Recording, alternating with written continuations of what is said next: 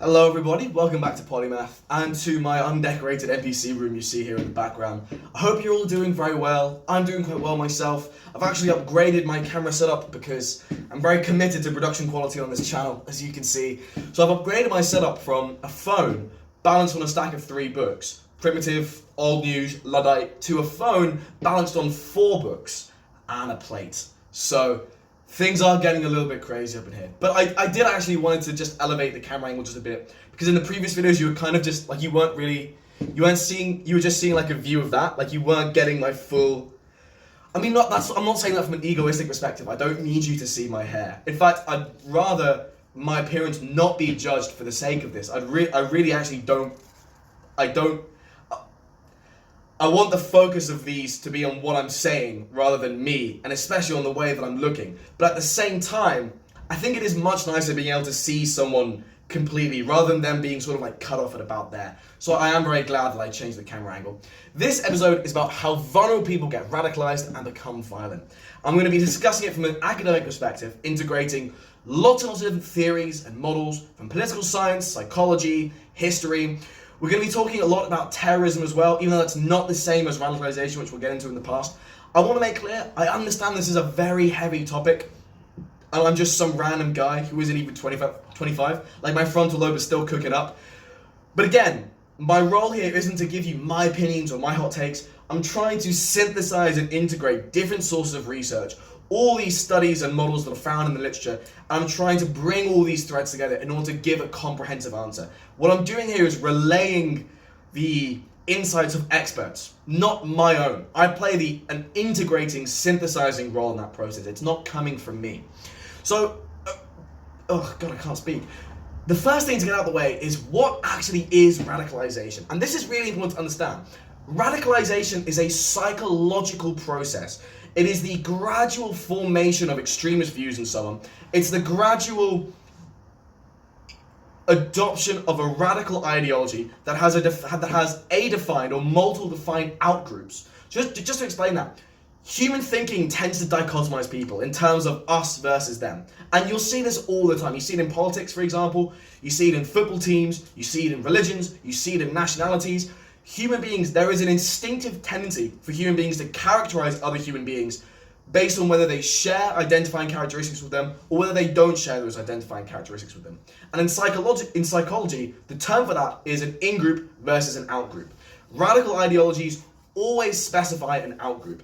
And what typically happens, so for example, in the radicalization process that comes before someone enacts an act of terrorist violence, that act of violence is made possible because they've adopted an ideology which designates an outgroup and which legitimizes violence against that outgroup.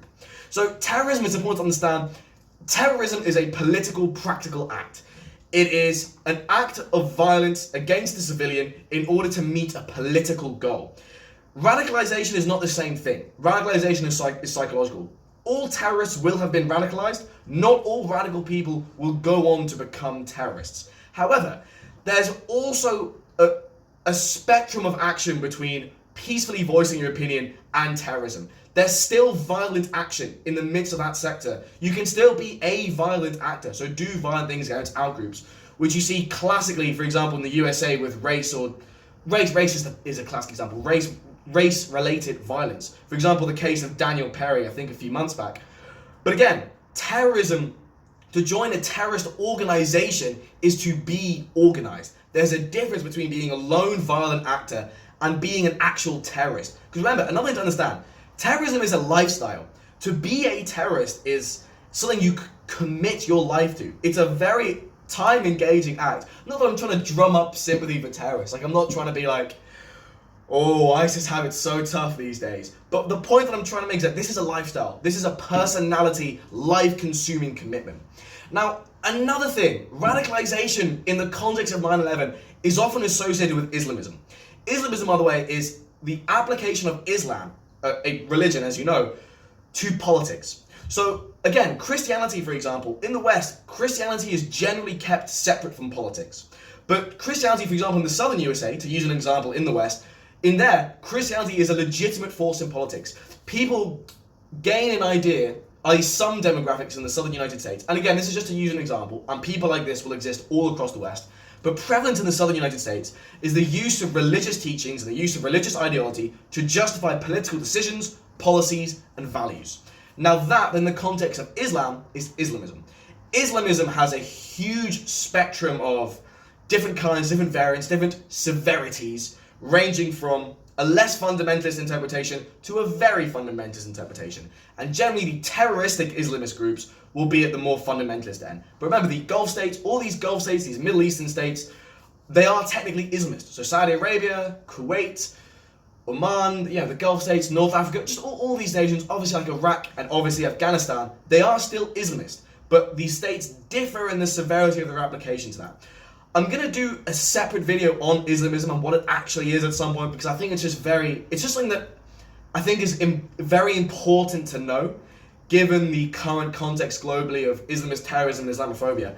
But again, a key thing to emphasize, radicalization and terrorism are not inherently linked to Islamism. So actually, in terms of terrorist research, this current wave of Islamist terrorism that we've been seeing in recent decades is actually kind of conceptualized as a fourth wave of terrorism. So in the late 1880s, for example, there was lots of terroristic violence that was anarchist in nature. In about the mid-1900s, early to mid-1900s, there was a wave of terroristic violence around the world that was anti-colonialist and ethno-nationalist in nature. An example of an ethno-nationalist group, for example, is the IRA. It's a kind of movement that's based on a concept of nationality and about the ethnic basis for that nationality. So the IRA for Northern Ireland, the Irish states, the Irish ethnicity and nationality, the ETA, for example, for the Basques in Spain. There's many militant organizations in India, many separatist ethno-nationalist organizations in India, or for example the Kurdish ethno-nationalist organizations. The Kurdish ones and the Indian ones, just to use two examples, are still present. It's just that in the mid to early 1900s there was this much greater worldwide presence of ethno-nationalist terrorist violence. And then also in the mid to late 1900s, you have a third wave of terrorism, a wave of Marxist-Leninist terroristic violence, and nowadays we're seeing a wave of Islamist terrorist violence. The point that I'm trying to make is that the ideology and group of radicalization does not need to be tied to religion at all. Secular ideologies, be they political, for example, far left, Marxist-Leninist, or far left, for example, eco-anarchist, or I'm trying to think of the word, for example, like some environmental movements which are sort of far left in a very different way from the far left Marxist-Leninist movements. I really recommend watching episode 1, which talks about what left wing and right wing actually mean, because it's important to know that in far left organizations in general, and especially far left terroristic organizations, the authoritarian far left, for example Marxist-Leninist, and the libertarian far left, for example anarchist or environmentalist terrorist groups throughout history, have very different aims and very different ethical impulses. But just to return to what I was saying, that's a bit of a tangent. When I talk about authoritarian versus libertarian, please, I really recommend watching episode 8, or in fact any of the episodes that I've done on political ideologies, because we go into a lot more then. But that's a tangent that I don't need to be getting into for this episode, so I'm not going to. And of course there have been many far-right terrorist and extremist organizations throughout history, many ethno-nationalist organizations, so it's not just linked to religious ideology. It's important that despite the fact that we note that much terroristic violence nowadays is Islamist, first of all, there's lots of ethno-nationalist and political terroristic violence nowadays. Terrorism is not just a Western problem. That's really important to understand. Terrorism is a problem all around the globe and affects a huge range of countries. It's important that when we analyze radicalization as a psychological process, and when we analyze terrorism as a political process, we don't do so with the view of saying these have to be tied to a religious ideology, because that's fundamentally untrue. So another thing that we're going to be talking about in this episode, we're talking about how vulnerable people get radicalized. There's lots of different paths to radicalization. So for example, in ethno-nationalist groups, terrorist groups often recruit recruits to, I hate repeating the same word twice, it's very ineloquent, but they often gain recruits, let's say, due to immediate political reasons. So for example, if you're living under a repressive regime and they are literally repressing you and the community you live around, that's an obvious path to radicalization. So what we're talking about here is when people don't become radicalized for political reasons initially, the initial gateway to their radicalization is not something that exists in their political context or ideology. It simply exists because they're vulnerable. And then they adopt the political ideology of the radicalizing group later. But the point is that in this episode, we're going to be talking about radicalization in the context of a vulnerable person. So we're really talking about passive converts rather than active converts. We're to use a term from religious conversion theory by this researcher called Rambo. Not related to the movie, that is just his surname. So an active convert is someone who... See, Rambo's conversion theory is meant to be applied to religion and religious recruitment, but it can be applied to radicalization as well. Rambo's conversion theory distinguishes between passive and active converts. Active converts seek out a radical cause. Passive converts don't initially seek it out. They are recruited to that cause by recruiters taking advantage of pre-existing characteristics of that convert. For example, their vulnerability. And just a final thing to keep in mind, radicalization can occur at the level of individuals, which is what we're going to be talking about today, and movements. So social movements can get organized as well. So for example, can get radicalized as well. So you often see, for example, some social movement popping up which is initially committed to peaceful protest and non-violent action, and then splinter groups from that movement will pop up, which are a bit more direct actiony, and then splinter movements of that will come up, which are a bit more violent, direct actiony, and then splinter movements that will pop up which turn to explicit terrorism. It's important to note that the study of how social movements become radicalized and how you can tell what are the sort of risk factors for a social movement spawning a terrorist movement, that is a whole potential episode in itself. That's a whole field of study in itself. It's something, the insights of which are going to inform the context of this episode, but it's not something that we're going to be actually talking about. So, some experience that I have with this, something that I've actually done in this field before when it comes to sort of integrating and synthesizing different strands of research, is I wrote a paper as part of my degree, the master's I'm doing in psychology, about this guy called William Plotnikov. And William Plotnikov was essentially a vulnerable individual who became radicalized. And I essentially did this paper on how this individual came to be radicalized and what are the actual factors that lead to radicalization.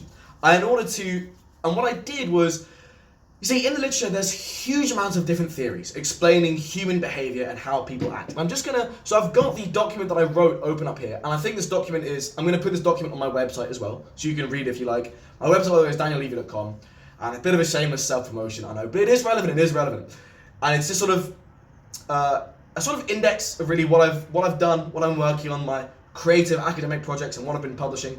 And essentially, so for this project, I surveyed lots of the theories on human behavior, including, I'm going to read them out now, ecological systems theory, significance quest theory, salutogenic theory.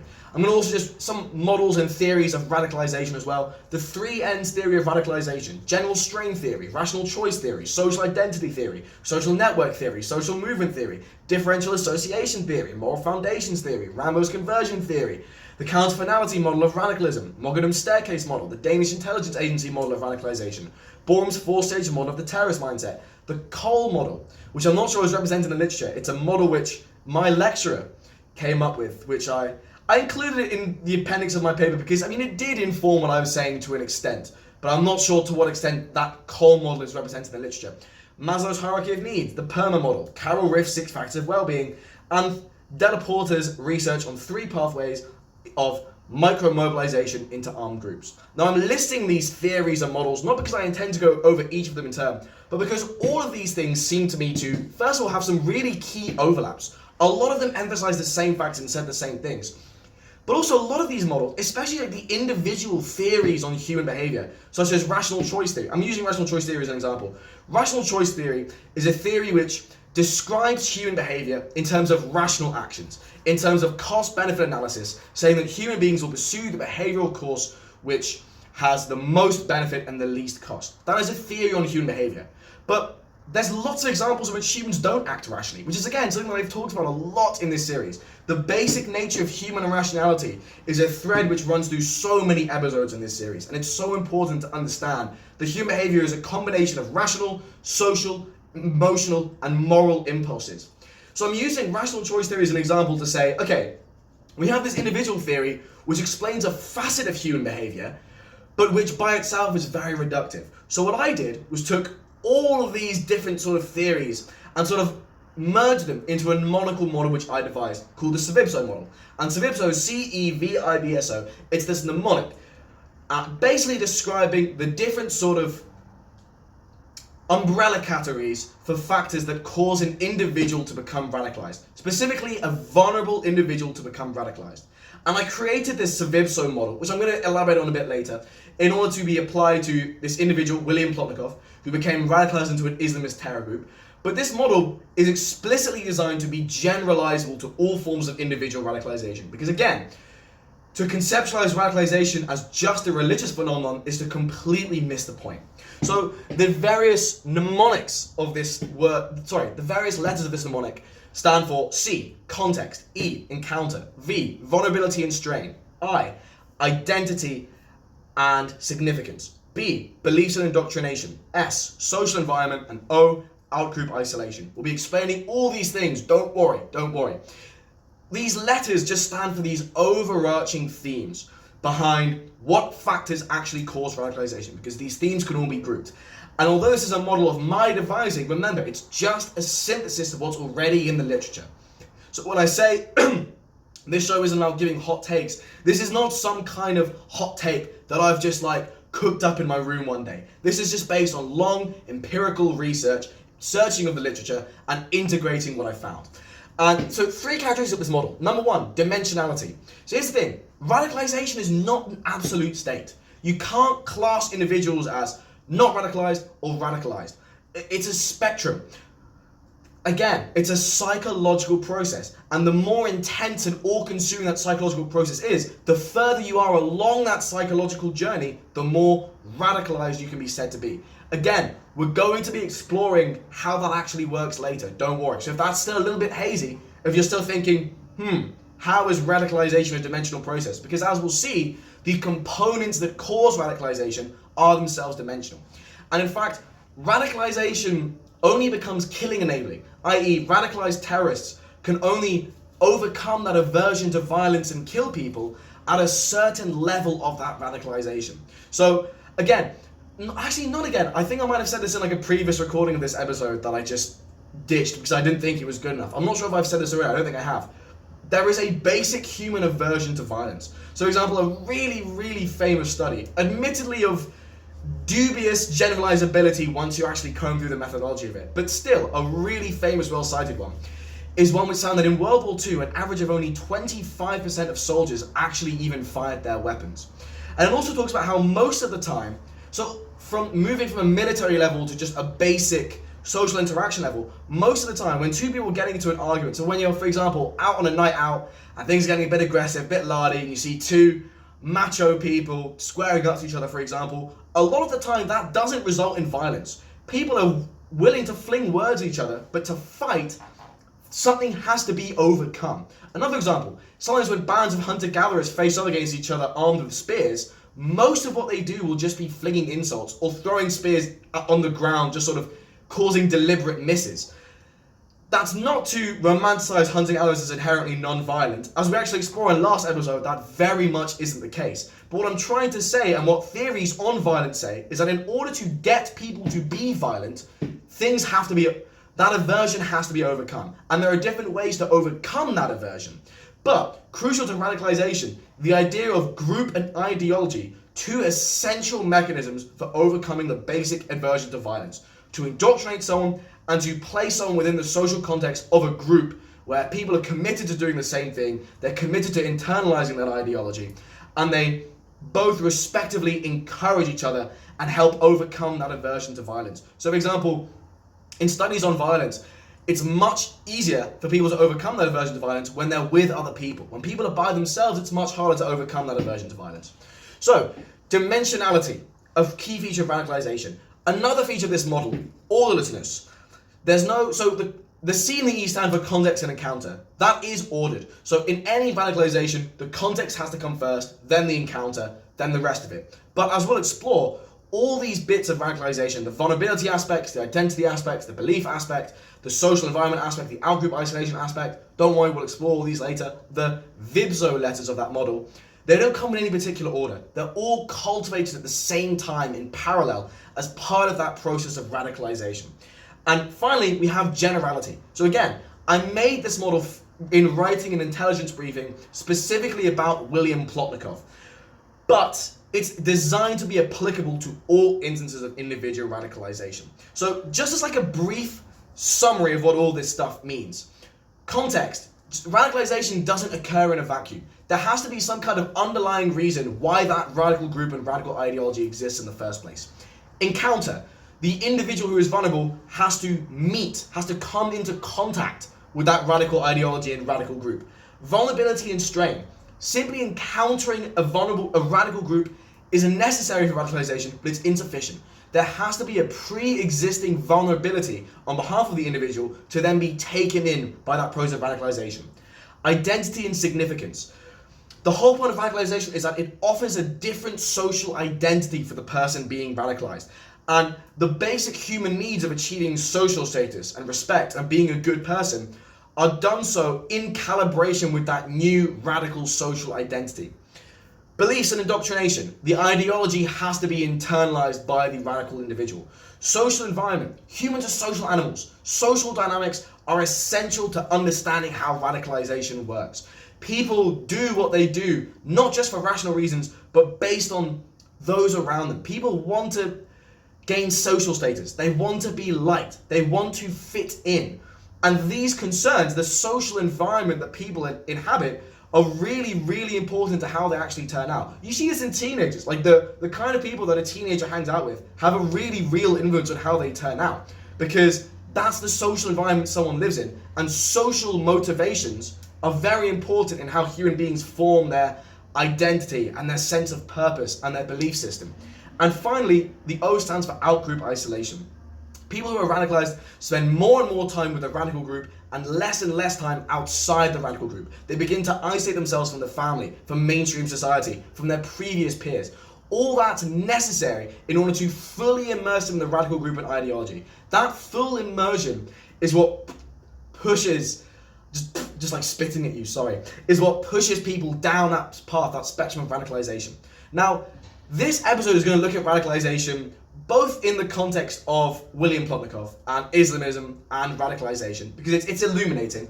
But what really needs to be talked about is how nowadays in the Western world, most radicalization isn't occurring in mosques, it's occurring online. People often talk about this alt-right pipeline, about slowly being introduced to this online subculture, which then begins to impart a new belief system, a new social group into them. That is radicalization. Like when people say, oh, the alt-right pipeline is radicalizing people, that's not some left-wing agenda. The psychological process of radicalization is taking place in these environments where people become in contact with these alt-right groups, or rather just these alt-right or right-wing cultural spheres online, and they become more and more immersed in that. And as we will see in the context of the Savipso model, that process of radicalization takes place. So if you're watching this as a clip, just like, because everything that I've said right now about all this model, I haven't explained it properly. So you might be watching this clip and thinking like, what the fuck are you talking about?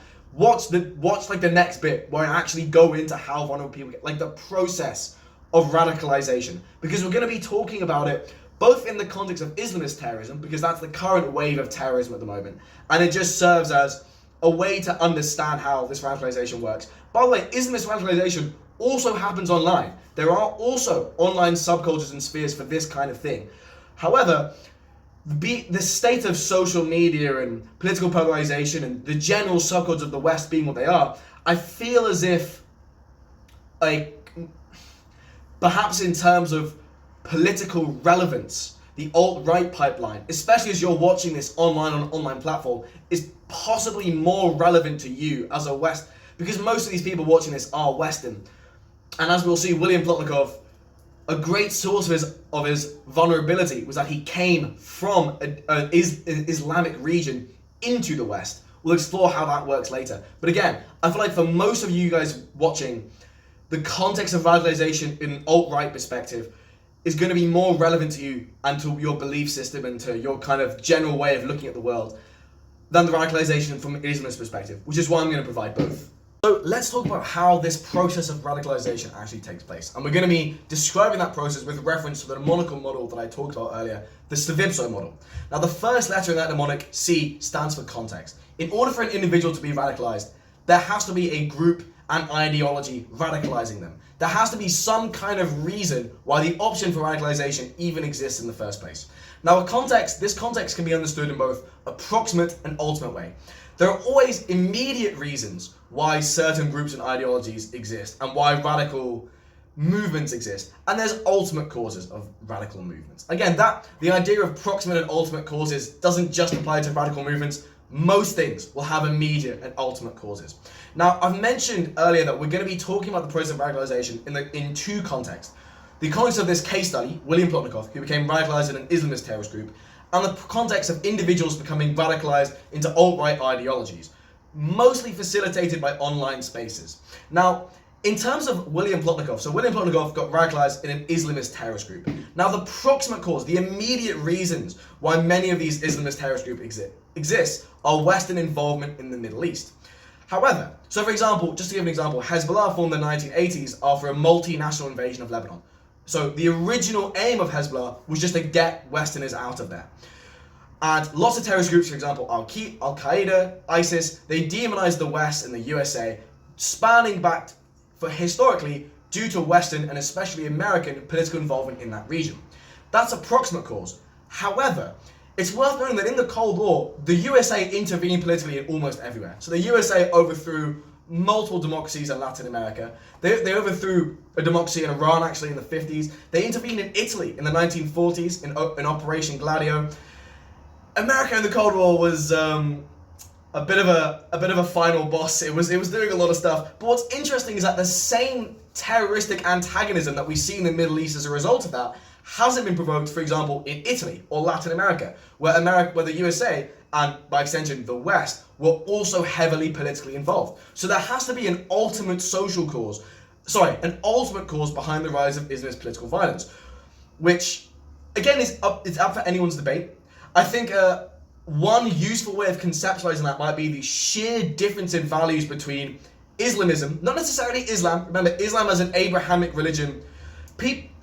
There's a narrative amongst the right and the West that Islam is an inherently violent religion. I would advise people who believe that to read the Old Testament. The Old Testament is full of God-condoned references to genocide, rape, slavery, stoning women to death if they're not virgins when they're married, wild patriarchy and misogyny. The cultural values espoused in the Abrahamic texts are not what differs. What differs is that in the West, Western political and moral thinking has moved beyond those of Abrahamic texts, which you can date to a movement in the 1700s called the Enlightenment, which I talk about all the time on this channel, because it's really, really relevant. But the point is, Islam is not some particularly violent or grim religion. Islamism, the application of Islam to politics, however, leads to a massive value gulf between those countries that adopt it and modern secular Western countries. Because when you base your political and moral values not on liberalism or democracy or human rights or all the things that we take completely for granted in the West nowadays, when you base them on an Abrahamic text formulated in the case of Islam in the 600s AD, you arrive at radically different political and moral conclusions. And the gulf in, as a result, sociological values that you see between Islamist countries such as the Gulf states or Iran or Iraq are so wildly different to those seen in Western countries that allows a much greater degree of not just antagonization but also dehumanization between the respective groups. So for example, in Latin America or Italy, both of these saw massive political intervention by the USA, but clearly the level of hostility, the level of antagonism hasn't been sufficient to make these regions epicenters of global terrorism targeting the West. That has been the case in the Middle East. And I think to find an explanation to that, you have to look at psychological factors. You have to see what is going on in the minds of these terrorists. And you see that when you analyze how Islamist terrorists talk and think, the values they espouse are so fundamentally anti-Western. The ethical impulses behind the values. So we talk about moral foundations theory in a few episodes on this channel. I'm not going to get into it extensively here, but essentially, People's moral foundations theory states that the political views that people formulate are not just a result of random rational evaluation, but as a result of deep moral impulses, and that in human brains there are different neurological modules corresponding to different aspects of morality. So, for example, all human beings show empathy, concern for other people's suffering, a desire for equality in some cases, i.e. So, for example, in this case, people don't like feudalism in the West because it's unequal. A desire for proportionality, i.e. people getting what they're owed. Respect for authority, justified authority. For example, the classic trope of like year 7s being disrespectful to sixth formers, most sixth formers, regardless of their political views, don't like. Or for example, kids being disrespectful to their parents, most people don't like.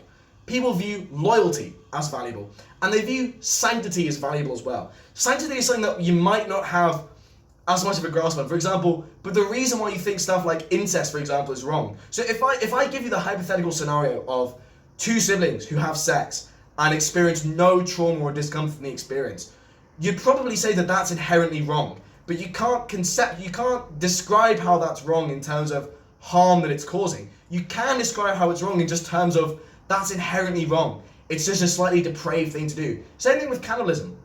So eating dead people, for example. So there's been cases where individuals have consented to being eaten after death by certain other individuals, and then they've been eaten after death.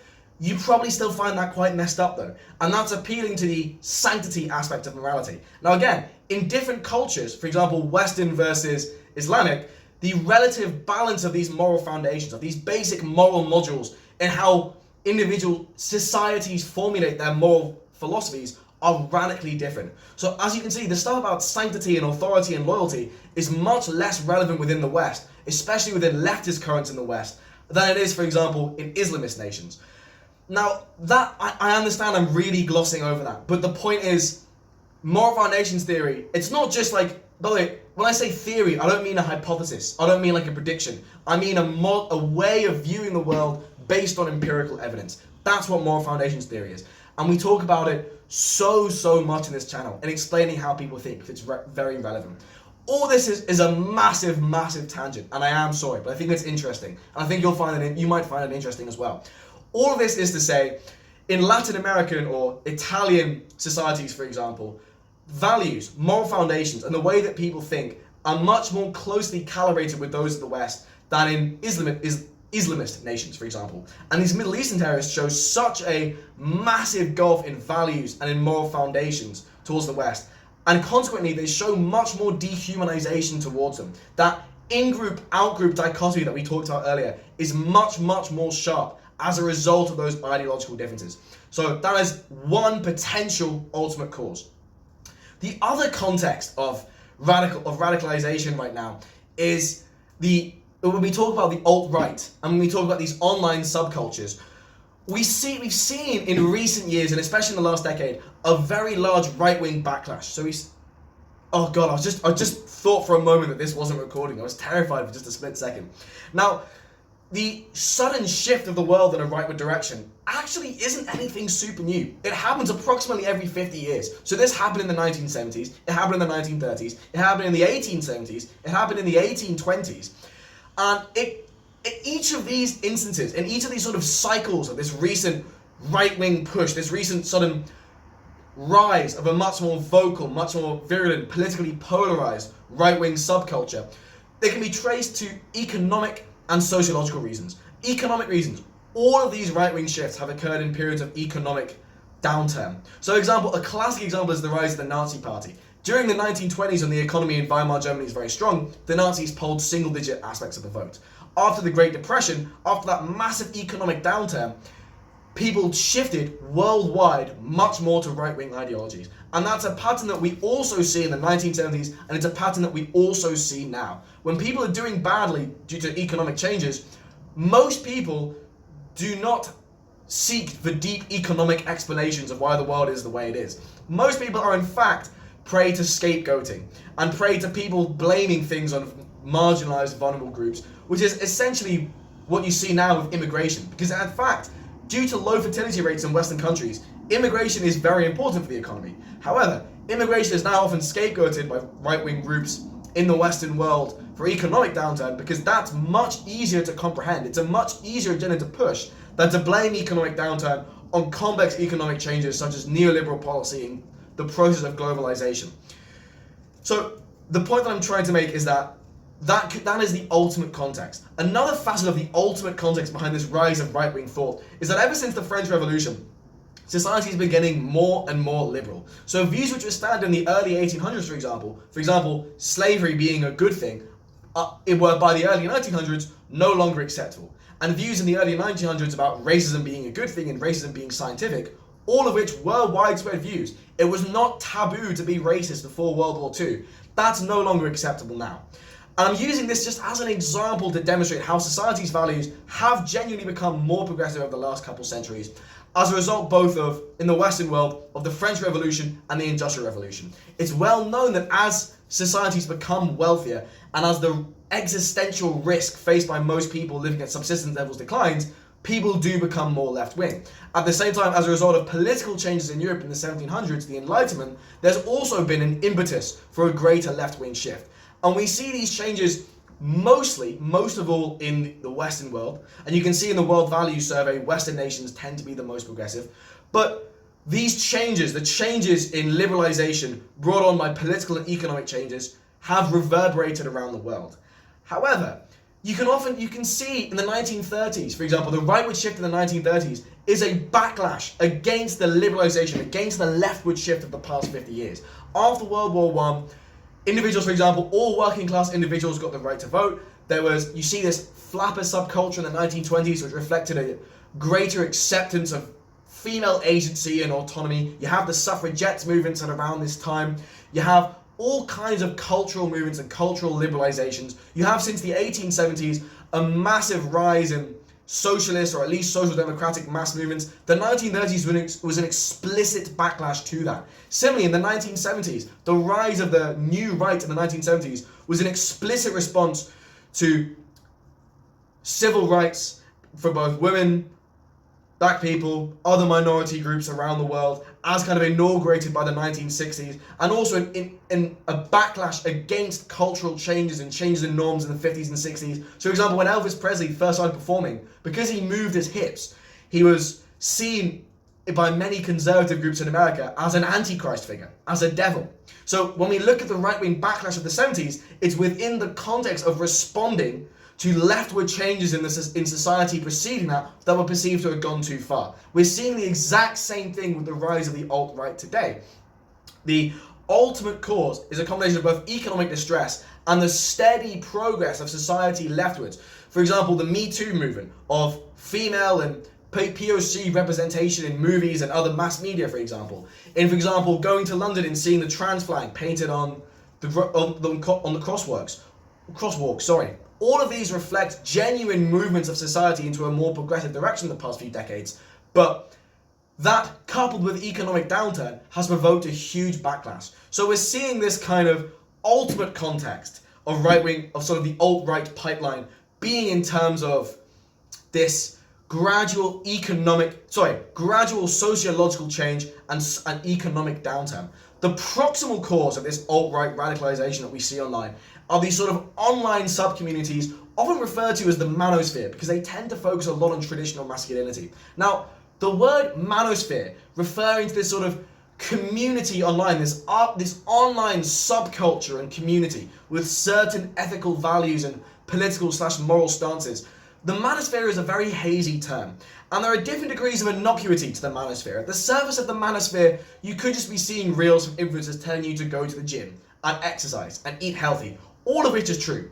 But as you get further within this subculture, as you sort of get into the more radical echelons of that, and what we see actually in the way that algorithms and social media companies are designed is that they push individuals towards that. The alt-right pipeline is entered by so many people because the algorithm facilitates it so effortlessly. These algorithms give people content that they engage with. So if you see something from the surface of this alt-right pipeline, from the beginning of this manosphere, and I'm aware that the manosphere and the alt-right pipeline aren't synonymous, however, that alt-right pipeline takes place, that radicalization journey takes place within the context of this online community, the manosphere, as it's often called. And again, there are healthy aspects of masculinity. So values traditionally associated with masculinity, such as sincerity, integrity, courage, all of these are good things. The point of the manosphere is that the reason why it accommodates the alt-right pipeline is because as you get further in it, it gives you more and more radical beliefs and radical views and introduces you to more radical social groups that it pushes you in contact with. So, for example, just talking about the ethical values of the manosphere, there's a lot of focus on male hierarchy in the manosphere. And you see this all the time with discussions on like alpha males, beta males, sigma males. There's actually loads of them nowadays. There's like delta males, there's gamma males, there's omega males. They've been cooking up new male types. It's like, I saw this tweet that was like, the whole male hierarchy is just like horoscopes for men, which I think is potentially quite illuminative on the psychological process that underlie it. I think people like categorizing themselves. But unlike horoscopes, the hierarchy of the manosphere is explicitly characterized as a hierarchy. And then the ethical impulses that accompany that are those of competition, search for dominance, what we might call in psychology as a social dominant orientation, the belief that individuals are in competition with each other, the belief that you need to better yourself, you need to attend this hierarchy, and that otherwise you will be exploited, and that those are the upper levels of the hierarchy. It's normalized for alpha or sigma males to exploit and abuse and bully those below them in the hierarchy. We see a glorification with this of aggression and competition. We see it in ideologies such as a focus on defending your masculinity, on machismo, on defending one's ego, on resolving conflicts with force and violence, on the glorification of violence. For example, glorification of boxers and fighters and soldiers and the military. And we see really also a contempt for any male non-conformity to this. So they have there's a lot of contempt in the manosphere for men who don't conform to traditional masculinity. So for example, people who enjoy more feminine films, such as Barbie, or who embody more feminine values, such as compassion. Because again, the manosphere is associated with traditionally masculine values. It's associated with the values of dominance and aggression and competition and supremacy at the expense of values associated with femininity, such as empathy, compassion, a caring orientation, etc., etc. There's contempt both for men who go for these values, but really these values themselves. The manosphere, we see in the manosphere contempt not just for women as individuals, and examples of the rampant misogyny in this sphere are legion, but contempt for femininity as a concept, contempt for the idea of female empowerment, contempt for both practices and values associated with being feminine. Obviously, of course, coming along with that, contempt for feminism itself. Because, and again, depending on where you are in the manosphere, the attitude taken by the sort of middling echelons on the manosphere is that many people will say, from a legal perspective, women are equal to men, and that's fine. They don't have a problem with that. But feminism as a cultural movement, i.e. the elevation of women as individuals deserving of equal respect to men, is what tends to be the problem in the manosphere. And also advocations of female perspectives. So for example, the Barbie movie is a really good example of this. It's a really great barometer of how people think, because the Barbie movie is all about advancing a female perspective and talking about female struggles. And it does so, interestingly, in a non-misandrist way. Ken is the focus of this. Ken actually takes over Barbie's world and kind of enslaves her friends, and yet is still the good guy in it. It's the opposite of a misandrist film. But the backlash provoked in the manosphere, dismissing it as misandrist, is because ultimately they haven't rationally appraised whether this film was misandrist or not. The ultimate problem is an emotional backlash against the offering of female perspective. The offering of female perspective and the notion of female empowerment is perceived in this culture as inherently misandrist. There's no nuance here. There's no understanding that feminism doesn't need to come at the expense of men. The result being that the most demonized outgroup in this online subculture are feminists. They're the topic of huge amounts of backlash and despisal. And I'm avoiding naming certain names in the manosphere right now. I mean, that's not out of fear, we will get into that, just because I don't want to go on too much of a tangent. I think at the center of virulence in the manosphere is Andrew Tate, who's a great example of this. I don't really like discussing Andrew Tate in these because I don't want to give him much attention. But other than the fact that he's actually evil. I mean, for example, so he raped someone, strangled them, sent them a voice message about how much he enjoyed raping them, and then moved to Romania explicitly because, as he said, they're less stringent with investigating rape there. He also, his cam girl business that he ran in Romania was done by actual slavery, by coercing women to work with him and threatening to slap or strangle them if not. And in fact, the accounts of the women caught up in this business are harrowing and describe how they would have red spots on their face from capillaries exploding, how there would be signs on the wall saying, if there is any problem, if there is any glitch, Tate will not hesitate to slap a bitch, for example. And also actual human trafficking. But that blatant evil aside, also he said that he liked to date 18-year-olds because he could leave his imprint on them. And I personally think that the desire which that expresses, the desire to permanently mold someone in your image, to control them, is a desire not only typically held by abusers, but is also inherently abusive. To try and to pick a young, impressionable girl as a partner so that you can shape them and mold them to fit your purposes. I think to interpret that as anything other than a red flag is incredibly naive. But the evilness of Andrew Tate aside, his basic position, one of hyper-misogyny, hyper-aggression, hyper-competition, hyper-glorification of violence, for example, how he calls himself Mafia Tate, how he says that bodybuilders are cowards who are too afraid of actual combat, how he constantly talks about how, in quotes, women don't count, or how women are like dogs and they should obey men, his constant glorification of aggression and generally fighting and male supremacy and dominance and rising to the top. I'm using it as an example because this ideology it perfectly encapsulates the ethical impulses behind this manosphere. Now I'm aware that I've actually just talked about both Islamist terrorism, like the context of the Savivsov model. I haven't even moved on to the other mnemonics of this model. So I'm going to make this a separate clip actually, because I feel as if this in itself is something that I think deserving of its own clip. It deserves its own space. But we are now going to talk about the actual remainders of this. So in terms of the encounter that we see in the Savivsov model, so the encounter section of it, the vulnerable individual has to be actually placed in contact with a radical group or a radical ideology. It's not enough for that just to exist. They have to meet that. Now in the case of William Plotnikov was someone who was born in Dagestan, who then moved to the West, but found that he just didn't really fit in with the West at all. He didn't understand how people acted. He couldn't fit in. And he had this really big identity crisis. He became very unsure of who he was and what his values were.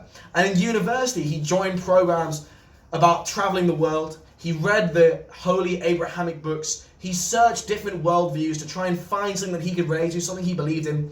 And so William Plotnikov's encounter with radical ideology was actually by finding a mullah in a radical mosque in 2009, and that's how he got introduced to it. Now, to use the example of people in the alt-right pipeline, the encounter is now really, really easy. Because talking about, these big tech, large social media companies, such as Meta or X, or, TikTok, these are designed to feed you content which gets you hooked. They are designed to be addictive. They are designed to engage you. So when they notice you seeing certain content, and vaguely right-wing, vaguely manosphere content is often promoted, it often comes up on people's algorithms purely because it's popular.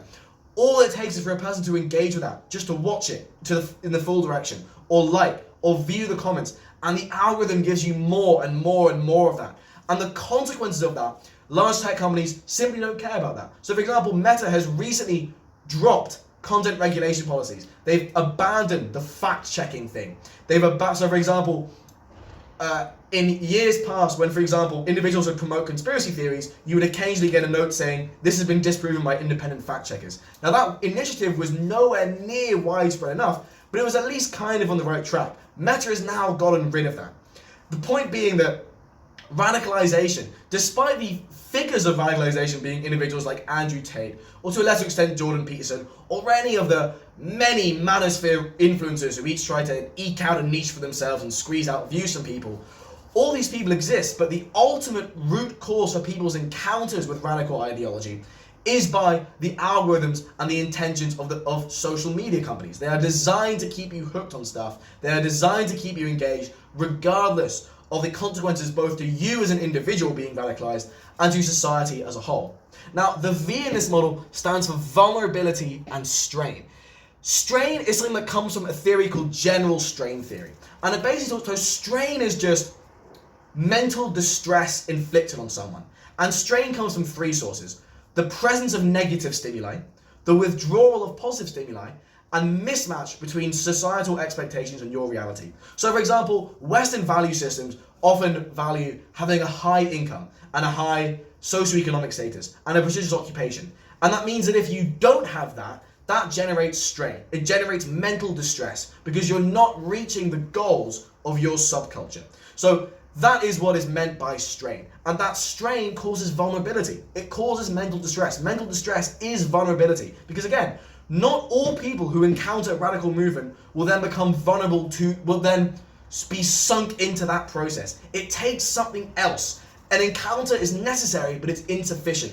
The vulnerability is what you need. And we see, for example, in William Plotnikoff, the example that I used earlier, this was an individual who was desperately searching for an identity, for an ideology, who didn't have a clear conception of who he was, who were a working class immigrant family in a Western country that immigrated from Dagestan to Canada. They didn't speak the language properly, they had low socioeconomic status jobs. All this generates strain. But what we see in the alt-right sort of manosphere, this alt-right pipeline, people begin on this pipeline by default due to vulnerability. Because one of the main purposes of the manosphere, so advertised, is to make people socially dominant or popular or to have lots of dates. Basically, the whole appeal of the manosphere, of the alt-right pipeline, is to advertise social status. And vulnerable teenage men who do not have social status, who desperately want social status, because as we saw a little bit in episode 13, not only is social status a fundamental desire for all humanity, all individuals want to have status, to have esteem. Males experience it more acutely because testosterone has the behavioral and psychological impact of enhancing that need for social status. But teenage males, because when you're an adolescent, your limbic system, i.e. the emotional part of your brain, grows at a faster rate than your prefrontal cortex, i.e. the rational side of your brain. So you're triply vulnerable to this emotional gut need for social status. And when individuals don't have it, they will obviously turn online, because online is this massive repository of all humanity's information. People turn online for people to tell them what to do, because schools don't tell people what to do. As a school, you are not told how to live. And with the increased secularization of Western society, people are not told by their religious ideology how to live either. Now again, that might not be a bad thing. Often religious ideologies can tell people, can give advice on certain beliefs which are detrimental, not just to their own happiness, but to society as a whole. Great examples being Catholic guilt and discrimination. You don't need these things to be happy. These aren't good for your happiness.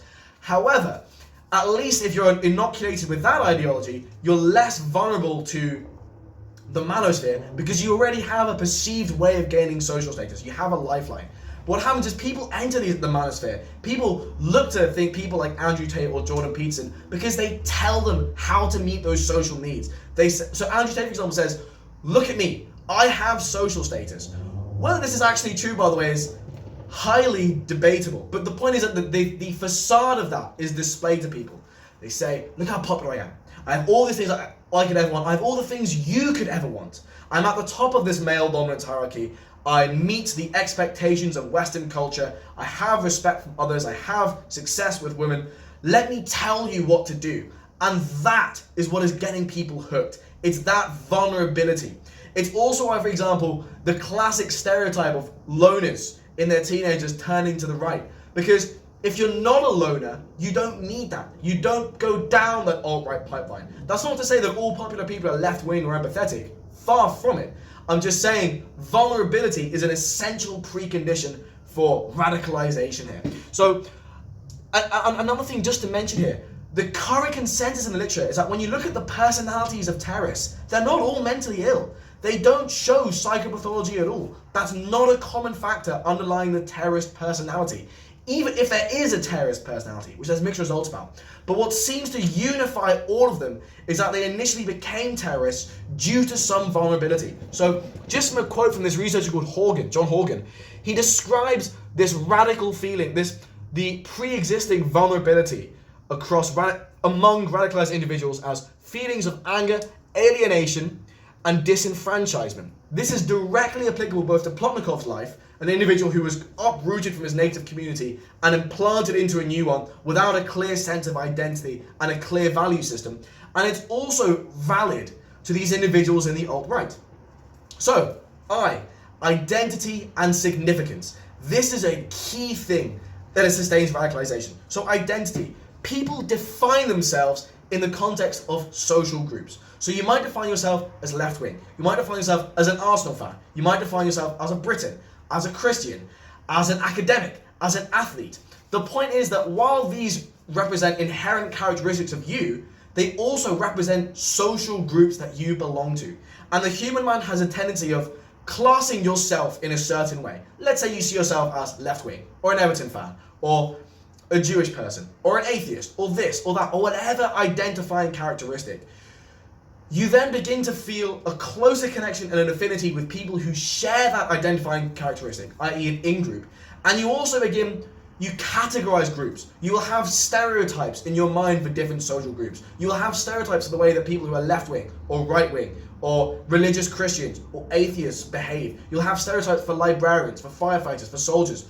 This process of social categorization is an instinctive tendency. Everyone does it. Stereotyping isn't good, but the point is, the fact that we need to stay that stereotyping is bad, the fact that stereotyping is something that needs to be consciously overcome, shows that there's some kind of innateness in it. So, people define themselves, they socially categorize others, they have a greater affinity with their in-group, i.e. those who share these characteristics, and they can define a greater or lesser sense of their personal identity by membership in that in-group. And the inverse of that is people identify out-groups, people who don't share these characteristics.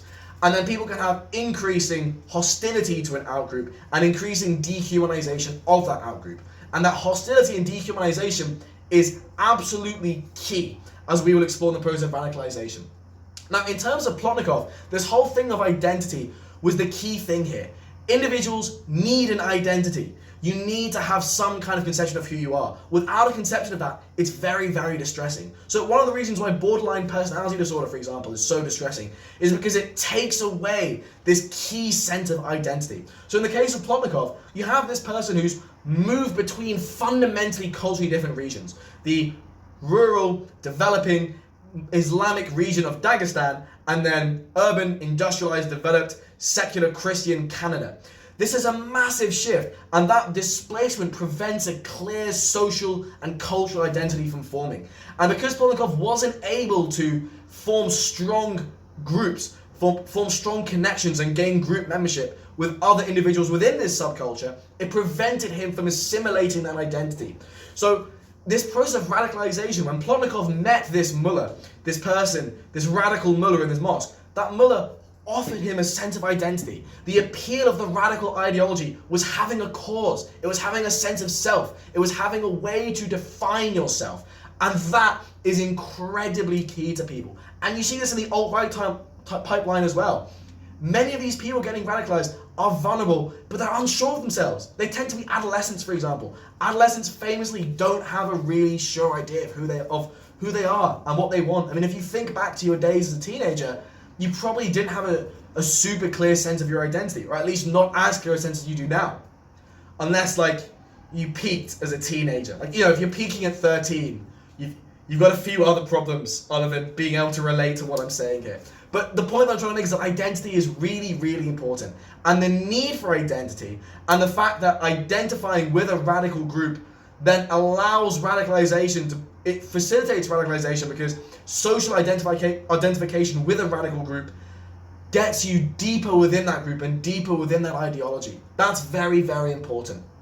So, yes, essentially the process of radicalization comes from you categorizing yourself as a member of that radical group. So, for example, in the case of Plotnikov, the process of radicalization had to start with him identifying as a Muslim, identifying as an Islamist. That adoption of social identities is essential to radicalization. When we talk about significance, this comes from significance quest theory, and it's basically it's the same that all human beings want to be somebody, to do something meaningful. They want to leave an impact on the world. They want to be remembered. They want to have a legacy. That is the quest for significance. And what these alt-right sorry, not necessarily alt-right, radical ideologies, and especially terrorist groups do, is offer people a means for doing that. So to use Polakov as an example, by joining the radical terrorist group that he joined, that terrorist group said, listen, if you want to leave a mark on the world, if you want to do something meaningful, if you want to do something good, join our group and do the stuff that we need you to do as a terrorist. That's really important. And when we analyze lone alt-right actors, so lone alt-right domestic terrorists in the Western world, for example, it's the same need. It's the same basic need to do something significant. And that their defining of the means of gaining significance as committing radical acts of violence comes from the adoption of a radical ideology and socialization within a radical group. That brings us to the B section of the Savimso mnemonic, beliefs and indoctrination. Remember, when it comes to vulnerable people being converted to an ideology, the vulnerability comes first. The political ideology comes second. Their general's vulnerability, their general strain crystallizes into that specific ideology. Whereas in lots of other instances, for example, people might join radical groups because they share the political ideology off the bat. So for example, in Northern Ireland during the Troubles. Now, when it comes to beliefs and indoctrination, strain alone doesn't cause radicalization and violence. An ideology needs to be internalized as the means for an individual to resolve that strain, as a means for bettering themselves and removing that vulnerability. So in terms of the manosphere and the alt-right pipeline, alt-right ideology and the views of traditional masculinity and misogyny are internalized by the individual as a way of becoming less vulnerable, as a way of not being a beta male, as a way of understanding the world, as a way of achieving the goals that they want, i.e. significance, i.e. esteem. The ideology is essential because it's the vehicle for all this taking place. Radicalization needs some set of beliefs. Now again, you can find a group due to that existing vulnerability and then adopt those political beliefs afterwards. And again, with the case of William Plotnikov, this is occurring in a religious context. But the radical ideology does not need to be religious. It can be secular.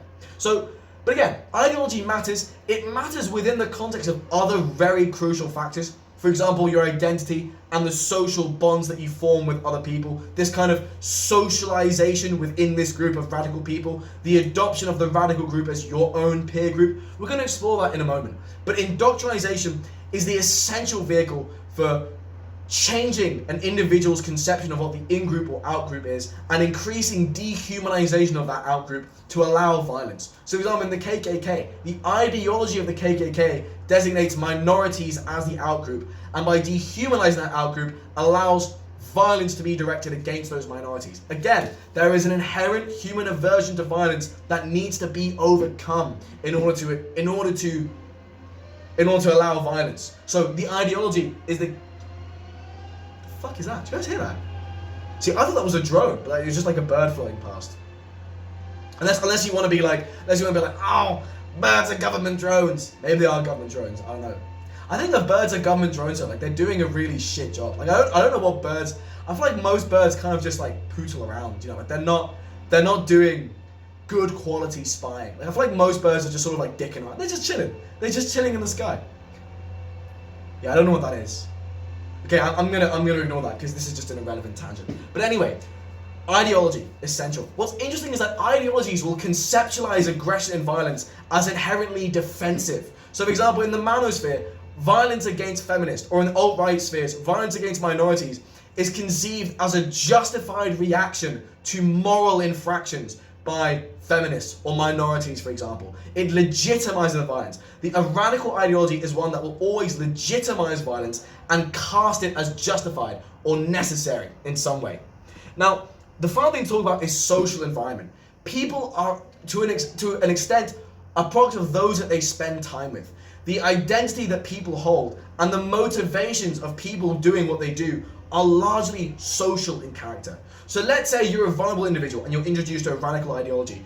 By being in a radical group, by adopting that group as your social group, every individual seeks social status. Everyone wants to be liked. Everyone wants to promote harmony in their group.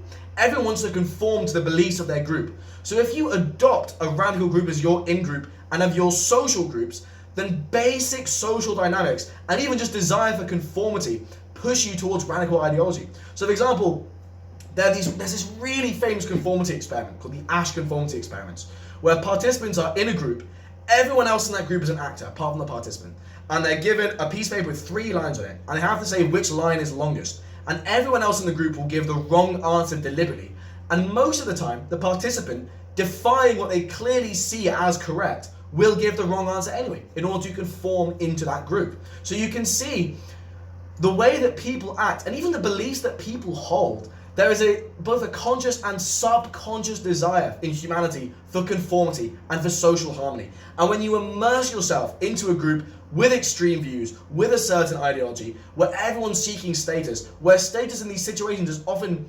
demonstrated by loyalty to the in-group and loyalty to the ideology of the in-group, you can see basic social dynamics furthering the process of radicalisation. And that also serves to normalise extreme views. By the way, something that's really often cited in the literature as an actual motive for entering combat and remaining in combat among terrorists is loyalty and devotion to the in-group.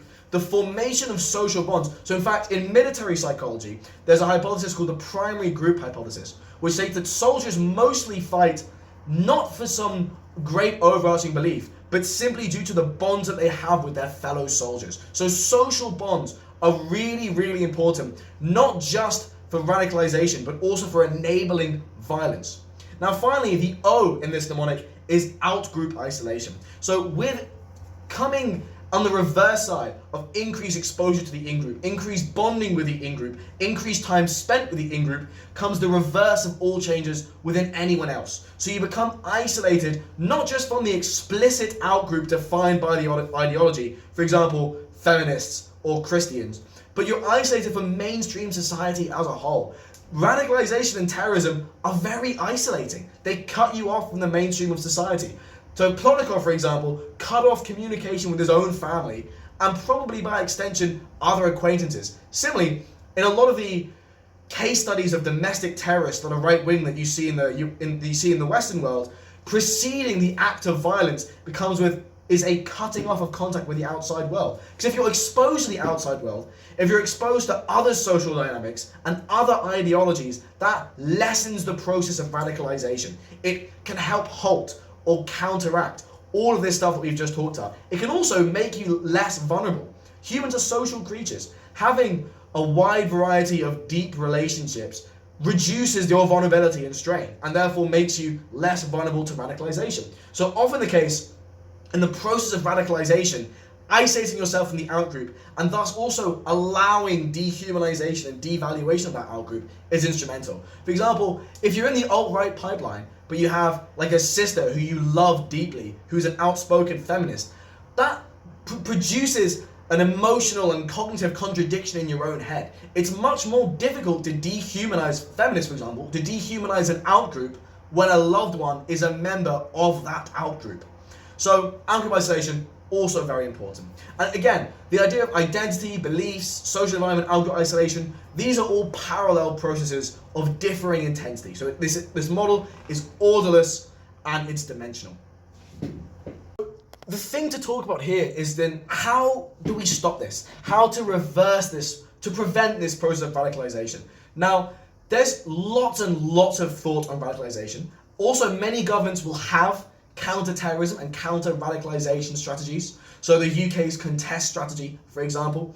Just as a very basic synopsis of all this, what it really comes down to, because if radicalisation requires a radical group and a radical ideology, you need to target both. Target the group, target the ideology. Now, there's lots of information literature on how this might be carried out. What I want to draw your attention to, however, is the role of social media and unregulated, privately owned technology. So the technology in this case being social media and its role in radicalization. Because as we've talked about, lots of this radicalization is coming from an alt-right perspective that's primarily facilitated online. Now, I think I might make this like a standalone clip. If you're watching this clip in isolation, I really recommend watching the full episode because we define these terms a little bit more. We talk about these alt-right pipelines, these alt-right communities, the manosphere as it's known as. But in any case, in terms of online radicalization, what this comes down to a quite significant extent, and this is the tack that I'm going to be focusing on in this clip because I feel like it's important I raise awareness for this, is content regulation. Because remember, all this radicalization happens. People get pushed in the alt-right pipeline, not just because alt-right influencers are available for them to see, but because social media algorithms are designed to push that onto them. Because again, algorithms are purely designed to drive engagement. There are teams in social media companies dedicated to creating as addictive, as engaging content as possible. Information at the surface of these alt-right pipelines, at the top of the surface of the manosphere, this sort of gateway videos, the gateway clips, the gateway influencers into this kind of much darker, deeper pipeline. These will get put up on people's feeds simply because they're already popular videos. And then as soon as someone watches that, as soon as someone engages with that anyway, if they like it, if they view the comments, if they watch the whole clip, that then the algorithm jumps on that and it gives them more and more similar content. And as they get more and more similar content, they're drawn more and more and more into this online subculture, this online community. They're more and more exposed to a radical ideology and to the radical group following that ideology, and to the individual influencers who serve as figureheads for that ideology and group. But this process is facilitated by the absence of social media deregulation. The absence of social media regulation. And I talked about this earlier, but Meta's policy of content deregulation in abandoning independent fact-checking is a very telling direction. What's perhaps unsurprising is that Mark Zuckerberg is himself a Trump supporter and is himself right-wing and expresses right-wing views. I imagine that the owner of this platform's political partisanship contributes to a desire to decrease regulation on political partisanship on his platform. I think X is a fantastic example of this. Elon Musk being a member of the far right, as someone who, for example, actually it's worth just talking about Elon Musk. So Elon Musk, just to give you an idea of what this person's like as a character. So in 2016, he sexually harassed an employee by exposing himself to her, by showing her his penis. He then began to sexually assault her, caressing her butt cheeks, and then asked her if she wanted to have sex with him, and offered her, and this is such a surreal request, it would actually be funny if it weren't real. He offered her a horse in order to have sex with him, which is such a strange, that's what the villain in an adult comedy show would do. Those Cartoon Network shows which all kind of low-key have the same style of animation. That's what the stock weirdo on one of those shows would do. The idea of actually giving someone a horse for sex is crazy. She said no, and in punishment for that, Elon cut her shifts to eventually deprive of her livelihood without actually firing her and giving her a severance package.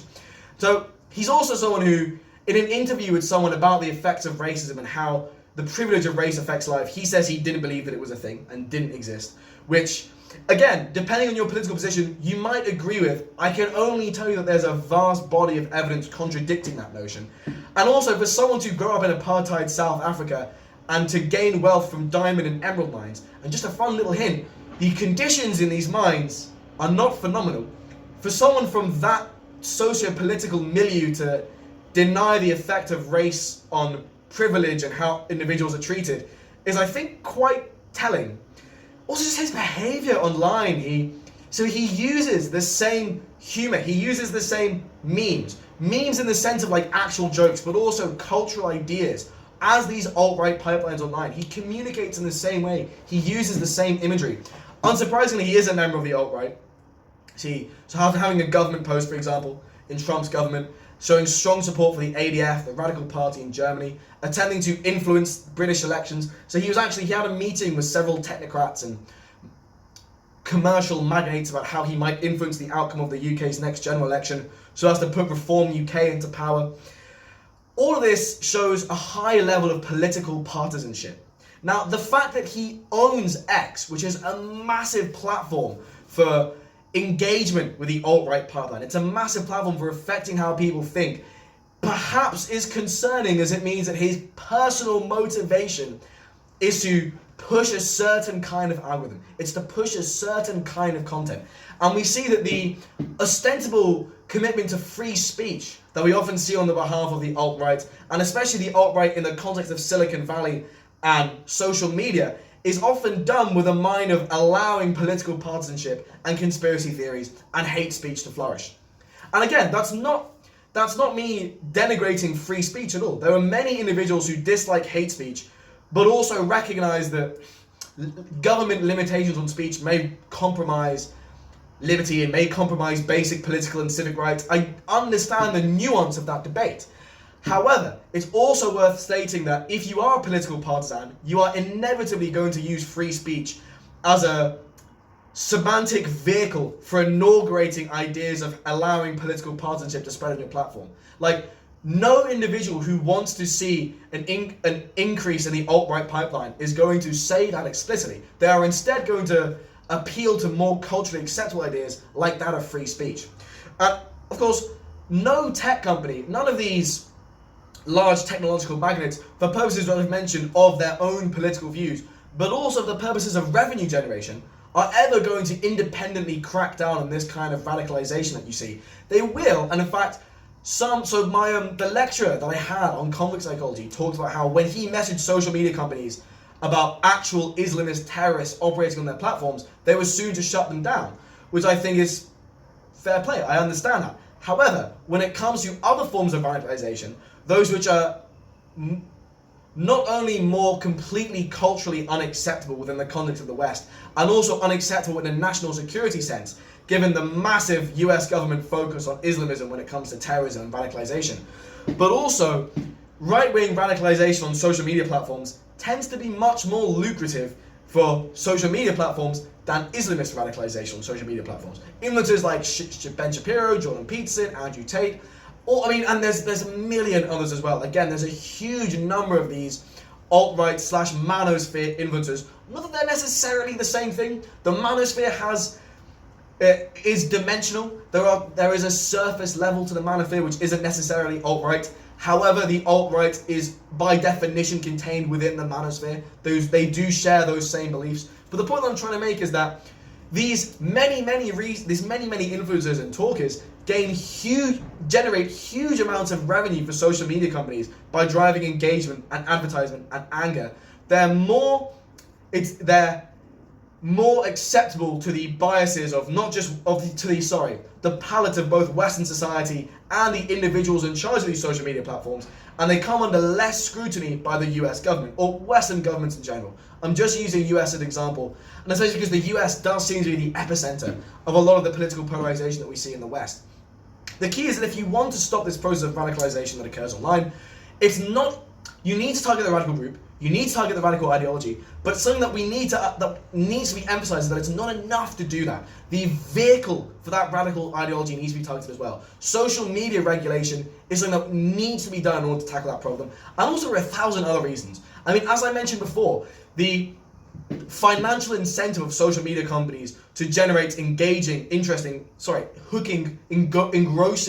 content is manifested, for example, in the proliferation of short-form content that we see. So TikTok, Instagram Reels, YouTube Shorts, these are proven not only to directly reduce people's well-being. Like, we know there are studies on people's happiness and how it's affected by social media scrolling. It's always negative, regardless of whether that's short-form content or just regular scrolling of social media. This information exists. The individuals in these social media companies who try and generate addictive content know that they are harming your well-being by doing so. The literature is there.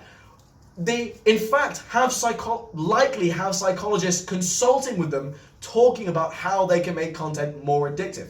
Essentially, screwing over you and your well-being and your mental health for financial gain. But what's worse of all is that short-form content, especially when exposed to young people, is leading to genuine cognitive and social deficits in their abilities. So, for example, if you look at documentaries or interviews with teachers about the abilities of Gen Alpha, they talk about how they're genuinely afraid for their cognitive and social capacities. These people aren't talking to each other normally. They're not maintaining a normal attention span. They're not able to function in a way that previous generations were able to.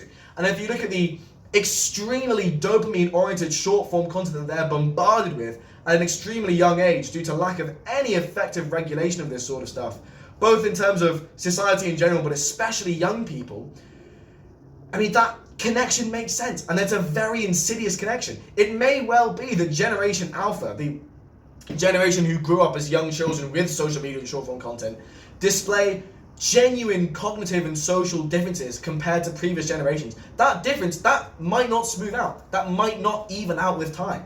If you affect people's attention span and cognitive capacities at a young age, when the brain is most plastic, you are literally affecting their neural architecture. You are affecting the study of the brain. And social media companies do this and do not regulate it or make any effort to prevent it because it's their business to do that. That is engagement, which means that tech CEOs, for example, the CEO of TikTok, who I believe is a Singaporean, and I know that actually, they might have changed it, but I know that because of there was a US Senate hearing you may have heard of on, so there's a Senate interrogation or a congressional interrogation or something on the CEO of TikTok, which could have been a fantastic opportunity to unveil the underlying malevolence of these companies who are genuinely stunting the capacities of a generation and driving huge political polarization within our society and driving radicalisation and consequently violence within our society. But instead of all that being interrogated, you had these bumbling, dusty idiots talking to him about him being a Chinese citizen. And the exchange is so... It's laughable, almost. It's this them being like, are you a Chinese citizen? And the guy being like, no, I'm Singaporean. And they're like, okay, but did you serve in China? Have you ever lived in China? And he was like, no, I lived in Singapore. And they're like, are you affiliated with the Chinese government? And he's like, no, I live in Singapore. I served in the military for Singapore. And it just goes on and on and on and on. And it's such a wasted opportunity because these companies do embody genuine malice, both in terms of radicalisation, which has been the content of this episode, but also in generational cognition as a whole. And also, if this isn't regulated for future generations, this might not go away. If Generation Beta or Generation Gamma, Generation Beta's going to be a little bit rough growing up with the name Generation Beta anyway. That's already a sore spot for them in terms of how they might be feeling. If you then give them social media and short form content at an early age, like if all this isn't regulated by then, who knows? It may be that permanently all generations after those who grew up independently of social media and short form content show permanent cognitive and social deficits. And it's very important that when we look at individuals like Mark Zuckerberg, they're not just weird, they're not just strange people. There is a genuine case to label these individuals as evil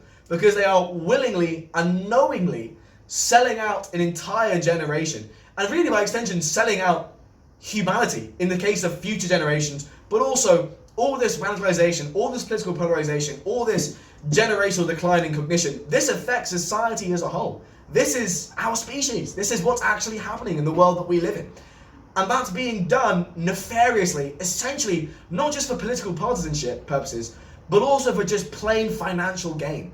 And in my view, to sell out a whole generation and society as a whole in order to make financial gain is a bit evil. That's my personal opinion. And I'm aware that this latter part of this episode, when I talk more about the malice of these companies, has been more opinion-based. But I'm not saying anything factually incorrect, which is why I feel comfortable saying it. You can hear this and say, well, that doesn't make him evil. That's a question of your interpretation of the nature of evil.